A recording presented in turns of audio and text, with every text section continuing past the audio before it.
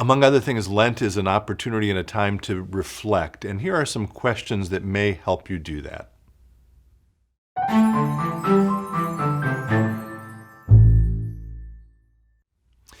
Hello, friends. It's good to be with you as always. Thank you for taking a little time to be with me today.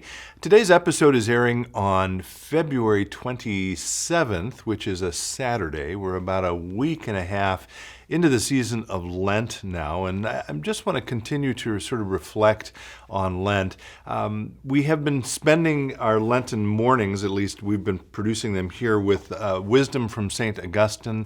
These are our daily Lenten meditations. I hope you've been finding those meaningful and useful. Today, I wanted to direct our attention to another author who is a favorite of mine. We've talked about him here in the past. His name is Frederick Buechner, and I actually want to lift up a short passage about Lent from him. This is from a book called Whistling in the Dark. I think I've mentioned that before as well. Last Sunday, I actually preached. The first Sunday of Lent is always about the temptation of Jesus in the wilderness, and I mentioned in that sermon that comes immediately after Jesus' baptism, when God says to Jesus, God the Father says to Jesus, "You are my beloved, in you I am well pleased." And so the temptation story is all about Jesus now reflecting on that reality and trying to figure out for himself, what does it mean to be me? How am I supposed to live my life? What exactly is God asking of me? And Frederick Buechner picks that up. Again, this Whistling in the Dark, it's sort of a little dictionary, so it has different words related to religion or faith or theology, and one of the entries is simply called Lent. And so I want to, it's actually a number of questions, but he sets it up by saying, again, after being baptized by John in the River Jordan, Jesus went off alone into the wilderness where he spent 40 days asking himself the question what it meant to be Jesus. During Lent, Buechner goes on, Christians are supposed to ask one way or another what it means to be themselves. And so he has a few questions that I want to just lift up. These are sort of maybe opportunities to think or meditate or pray today or through the season of Lent. And they're a little bit, they're deeply meaningful, actually, I think. So if you want to pause after each of these and sit with it for a little bit, that's fine.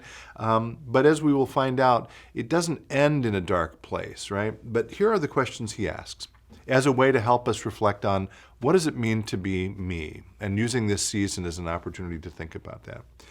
First, if you had to bet everything you have on whether there is a God or whether there isn't, which side would get your money and why? That's the first one. Second, when you look at your face in the mirror, what do you see in it that you most like? And what do you see in it that you most deplore? Third, if you had only one last message to leave to the handful of people who are most important to you, what would it be in 25 words or less? These are not easy to answer, by the way. I'm reflecting on that as I'm reading them myself.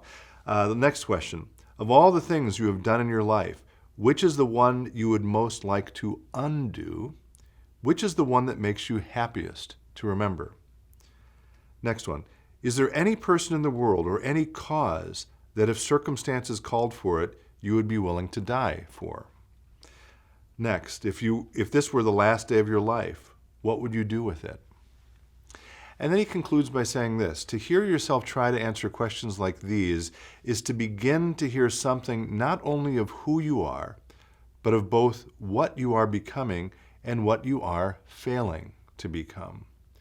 And he acknowledges, it can be a pretty depressing business all in all.